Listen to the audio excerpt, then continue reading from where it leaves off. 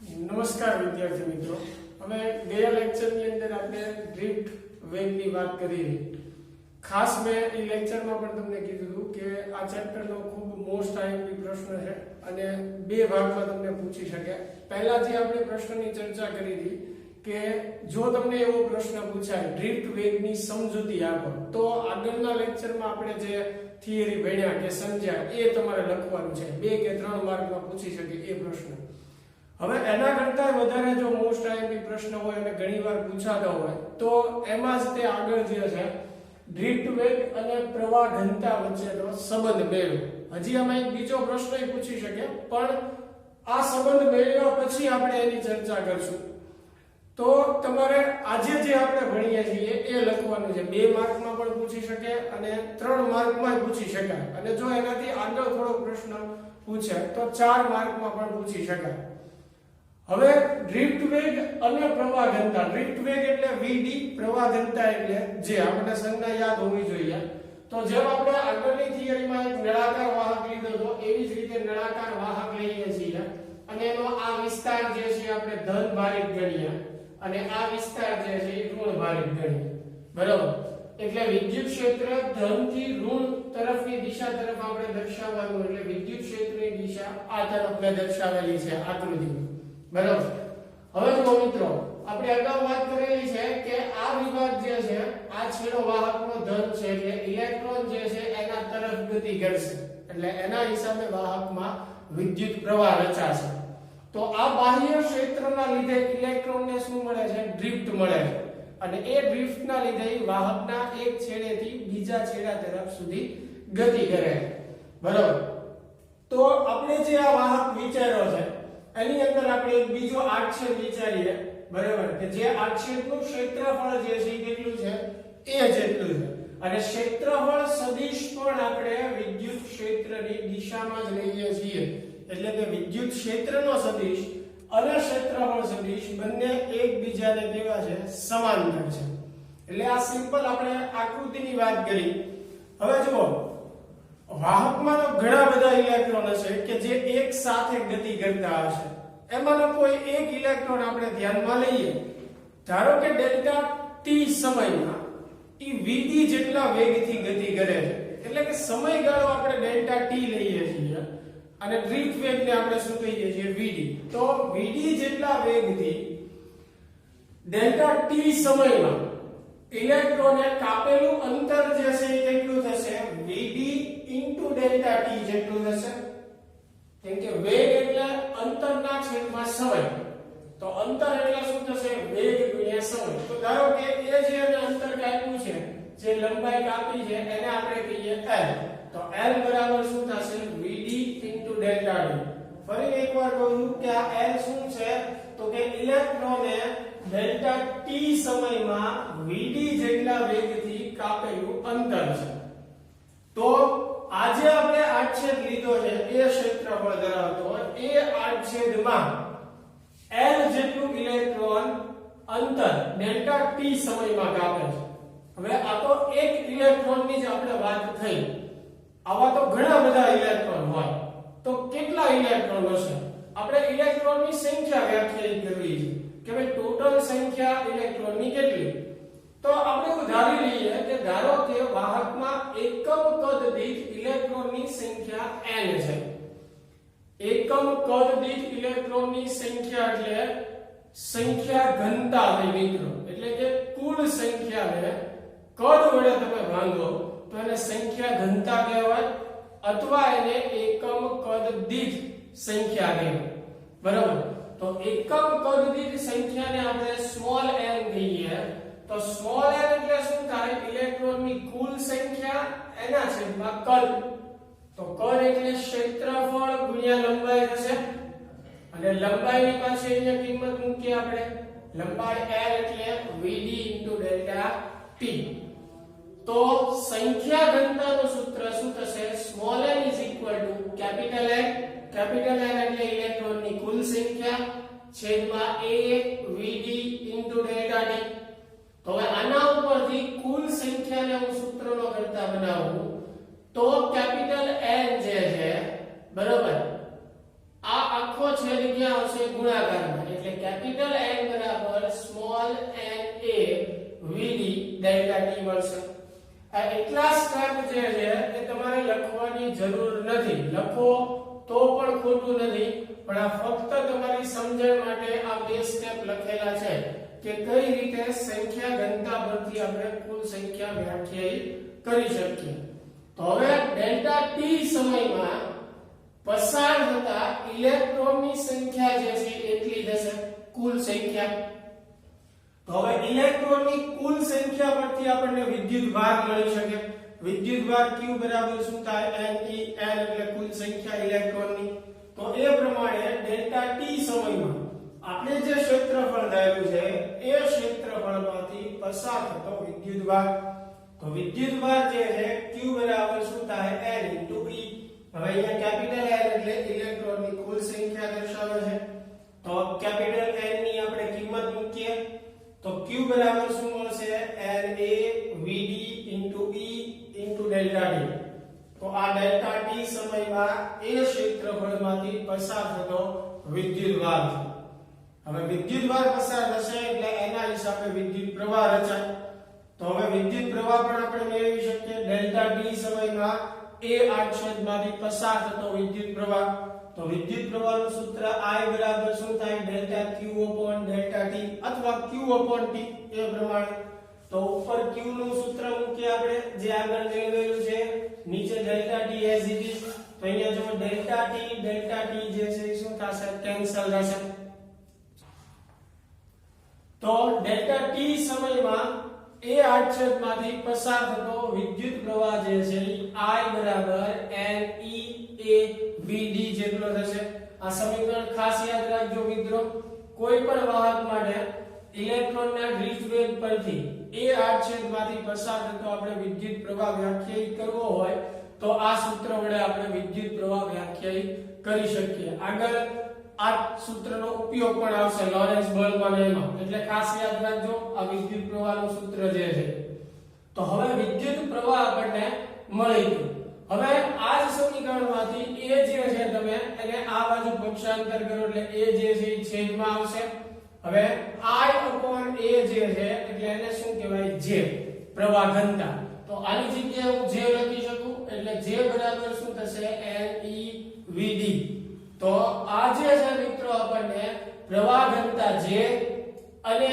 Drift વેગ vd વચ્ચેનો સંબંધ મળ્યો એટલે પહેલો જે આપણો પ્રશ્ન હતો ડ્રિફ્ટ વેગ અને પ્રવાહ ઘનતા વચ્ચેનો સંબંધ મેળવો તો જો આવો પ્રશ્ન તમને પૂછાય 2 માર્કમાં કે 3 માર્કમાં તો તમારે અહીંયા સુધી લખવાનું છે આનાથી આગળ લખવાનું નથી પણ હવે આ જ પ્રશ્નમાં થોડોક પ્રશ્ન લાંબો કરીને તમને પૂછે અને પૂછે છે ઘણીવાર કે વાહકતા અને રિલેક્સેશન સમય વચ્ચેનો સંબંધ મેળવો અથવા અવરોધકતા અને રિલેક્સેશન સમય વચ્ચેનો સંબંધ મેળવો એવો પ્રશ્ન પૂછે 3 માર્કમાં પૂછી શકે 4 માર્કમાં પૂછી શકે અથવા સીધું આ સૂત્ર તમને આપી દે બરાબર કે આ સમીકરણ જે છે એ સાબિત કરો અથવા આ સમીકરણ આપીને પૂછે કે આ સમીકરણ સાબિત કરો બરાબર એટલે પ્રશ્નમાં સ્પષ્ટ લખેલું હશે તો અહીંયા સુધી તો તમારી ગણતરી કરવાની જ છે જો પ્રશ્નમાં આગળ આ સંબંધો પૂછેલા છે તો તમારે અહીંયાથી આગળ વધવાનું છે નહીતર અહીંયા પ્રશ્ન તમારો પૂરો થઈ જાય છે પ્રવાહ ઘનતા અને ડ્રિફ્ટ વેગના સંબંધ માટે હવે આગળ વધીએ આપણે તો જેનું એક સૂત્ર આપણે મેળવેલું છે ઓહમના નિયમમાં ઓહમનો સદિશ સ્વરૂપ જેને કહેવાય તો જે બરાબર આપણે શું લખીએ કે સિગ્મા * e એટલે જેની જગ્યાએ હું સિગ્મા * a e મૂકું આ બાજુ ne * vd as it is હવે જો ડ્રિફ્ટ વેગ જે છે એનું સૂત્ર આપણે આગળની થિયરીમાં મેળવેલું છે vd બરાબર શું થાય e કેપિટલ E * τ છેદમાં I ત્યારે આપણે જે સૂત્ર મેળવ્યું એમાં ઋણ નિશાની હતી અને ઋણ નિશાની શેની માટે હતી ઇલેક્ટ્રોનના વિદ્યુતભાર માટે હતી અને ત્યારે મેં કીધું કે આગળ જતા અથવા દાખલામાં કે MCQ માં આપણે ઈ ઋણ નિશાનીનો ઉપયોગ કરશું નહીં આપણને ખ્યાલ જ છે કે ઇલેક્ટ્રોન ઋણ ભારિત છે અને એના આધારે જ એની પર લાગતા આકર્ષી કે અપાકર્ષી બળ આપણે ધ્યાનમાં લઈએ છીએ એટલે ગણતરીમાં ને એમાં ઋણ નિશાની ધ્યાનમાં લેવાની જરૂર નથી મૂલ્ય માટે છતાં તમે એવું કહો કે ના ના સાહેબ આપણે ઋણ નિશાની ધ્યાનમાં લેવી છે, તો તમારે આ થિયરીમાં પણ ધ્યાનમાં લેવી પડે. જેમ કે અહીંયા આપણે ઇલેક્ટ્રોનની ઋણ નિશાની જે છે ધ્યાનમાં લીધેલી નથી, તો અહીંયા તમે જો ઋણ મૂકો છો તો એ સમીકરણ જ્યારે અહીંયા આવશે તો એક ઋણ નિશાની આ e ની આવશે અને એક આ સમીકરણ, એટલે છેલ્લે તો એ માઈનસ માઈનસ પ્લસ જ થવાનું, એટલે કોઈ એની ચિંતા નથી. પણ પહેલેથી જ ઋણ નિશાની ધ્યાનમાં ન લ્યો એ વધારે સરળ છે. તો હવે જેની કિંમત મૂકી આપણે સિગ્મા ઇન્ટુ e, vd નું સૂત્ર મૂકી દીધું, સામે જુઓ કેપિટલ E કેન્સલ થશે, બરાબર, વિદ્યુત ક્ષેત્રનો E. હવે small e into small e એટલે e સ્ક્વેર થશે, તો ગુણાકારમાં સ્મોલ n અને છેદમાં n, તો સિગ્મા બરાબર આપણને સૂત્ર મળ્યું n e સ્ક્વેર ટો અપોન n, જ્યાં સિગ્મા જે છે એ પદાર્થની વાહકતા દર્શાવે છે, સ્મોલ n જે છે ઇલેક્ટ્રોનની સંખ્યા ઘનતા દર્શાવે છે, e એટલે ઇલેક્ટ્રોનનો વિદ્યુતભાર, ટો જે છે એને રિલેક્સેશન સમય કહેવાય, ક્રમિક બે અથડામણ વચ્ચેનો સમય, અને સ્મોલ m એટલે ઇલેક્ટ્રોનનું દળ છે. તો આ સમીકરણ ઉપરથી આપણે જોઈ શકીએ કે વાહકતા અને રિલેક્સેશન સમય જે છે એકબીજાના સમપ્રમાણમાં છે. હવે વાહકતા ઉપરથી આપણે અવરોધકતા મેળવી શકીએ. અવરોધકતાનું વ્યસ્ત એટલે વાહકતા, અથવા વાહકતાનું વ્યસ્ત એટલે અવરોધકતા. તો આ સમીકરણનું વ્યસ્ત કરી નાખો એટલે તમને અવરોધકતા મળે.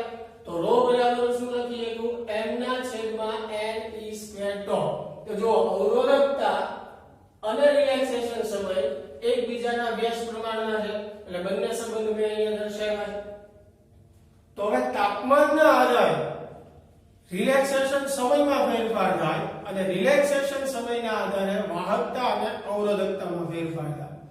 પહેલું તો મિત્રો મેં કીધું એમ કે જો પ્રશ્ન તમને વાહકતાનો પૂછેલો હોય તો વાહકતાના સમીકરણ સુધી મેળવવાનું છે, અને જો અવરોધકતાનો પૂછેલું હોય તો અવરોધકતા સુધી. આનાથી આગળ તમારે કાંઈ લખવાની જરૂર છે નહીં પ્રશ્નના જવાબમાં. એટલે બોર્ડ ઉપર મેં આખો વ્યવસ્થિત આન્સર જે છે લખેલો છે એવી રીતે પણ તમે લખી શકો છો, અથવા કોઈ પણ મટીરીયલમાંથી લખતા હોય કે ટેક્સ્ટ બુકમાંથી તૈયારી કરતા હોય તો એમાંથી પણ લખી શકો. હવે આના પરથી આપણે એમસીક્યુ માટે અથવા એક્સ્ટ્રા આપની સમજણ માટે જે વસ્તુ સમજવાની છે એની વાત આપણે કરીએ. તો મેં કીધું એમ કે વાહકતા અને રિલેક્સેશન સમય જે છે એકબીજાના સમપ્રમાણમાં છે. તો જ્યારે આપણે વાહકના તાપમાનમાં વધારો કરીએ, આપણને ખ્યાલ છે કે તાપમાન વધારીએ એટલે ઉષ્મીય ઊર્જામાં વધારો થાય, એટલે વાહકની અંદર રહેલા ઇલેક્ટ્રોનના ઉષ્મીય દોલનોમાં શું થશે? વધારો થશે. ઇલેક્ટ્રોનના કંપનો ખૂબ ઝડપી થઈ જશે. એટલે તાપમાનના વધારા સાથે ઇલેક્ટ્રોનની આંતરિક અથડામણો ઝડપથી થાય છે. એકદમ સરળ ભાષામાં કહેવું હોય તો તાપમાનના વધારા સાથે ઇલેક્ટ્રોન ખૂબ ઝડપથી આગળ વધશે, એટલે ક્રમિક અથડામણ વચ્ચેનો સમય ઘટી જશે. સમજાય છે કહું? કેમ કે તાપમાન વધારીએ છીએ એટલે ઇલેક્ટ્રોનની ઝડપમાં વધારો થાય છે, કારણ કે એના ઉષ્મીય દોલનો, ઉષ્મીય ઊર્જા વધે છે. અને જેમ ઇલેક્ટ્રોન વધારે ઝડપથી ગતિ કરશે એમ સમય ઓછો લાગશે ક્રમિક અથડામણ માટે, એટલે કે રિલેક્સેશન સમય ઘટે છે એમ કહેવાય. તો તાપમાનના વધારા સાથે ટો માં શું થશે? ઘટાડો.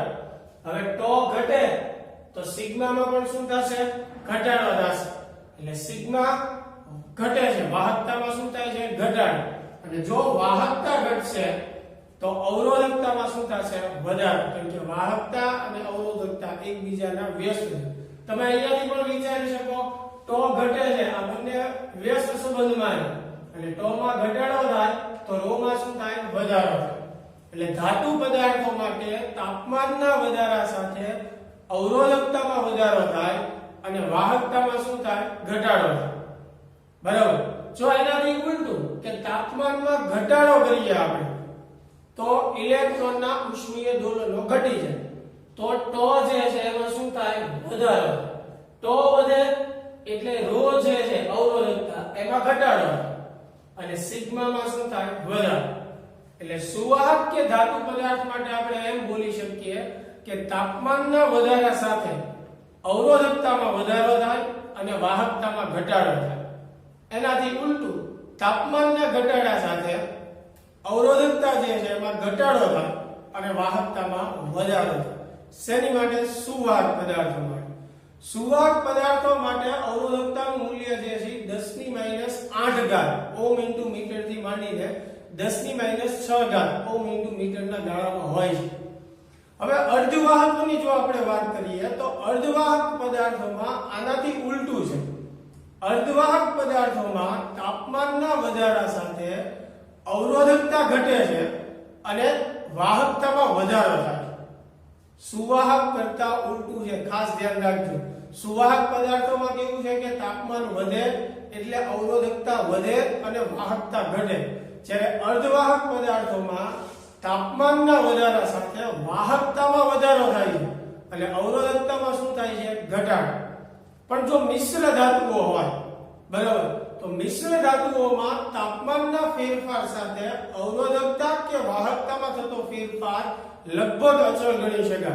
એમાં ખૂબ એવો મોટો ફેરફાર જોવા મળતો નથી, નાનો એવો ફેરફાર થાય. એટલે આપણે એવું પણ કહી શકીએ કે મિશ્ર ધાતુઓમાં તાપમાનના ફેરફાર સાથે અવરોધકતા કે વાહકતામાં કોઈ ફેરફાર થતો નથી, એવું બોલી શકીએ, કેમ કે ખૂબ નાનો ફેરફાર થતો હોય. અને અવાહક પદાર્થની વાત કરીએ તો અવાહક પદાર્થોમાં તો અવરોધ અને અવરોધકતા ખૂબ વધારે હોય છે. તો મિત્રો, આ જે સમીકરણ આપણે મેળવ્યું એના આધારે આપણે તાપમાનના આધારે અને રિલેક્સેશન સમયના આધારે અવરોધકતા અને વાહકતાની ચર્ચા કરી. એટલે એમસીક્યુ અને અલગ બીજી સમજણ માટે એક ખાસ ધ્યાન રાખજો. ફરીને એકવાર કહું છું મિત્રો, આ ચેપ્ટરના પ્રશ્ન ખૂબ આયોગી છે, ઘણીવાર પરીક્ષામાં પૂછાતો હોય છે, એટલે વ્યવસ્થિત જોઈ લેજો. નેક્સ્ટ લેક્ચરમાં આપણે ચેપ્ટરમાં આગળ વધીશું.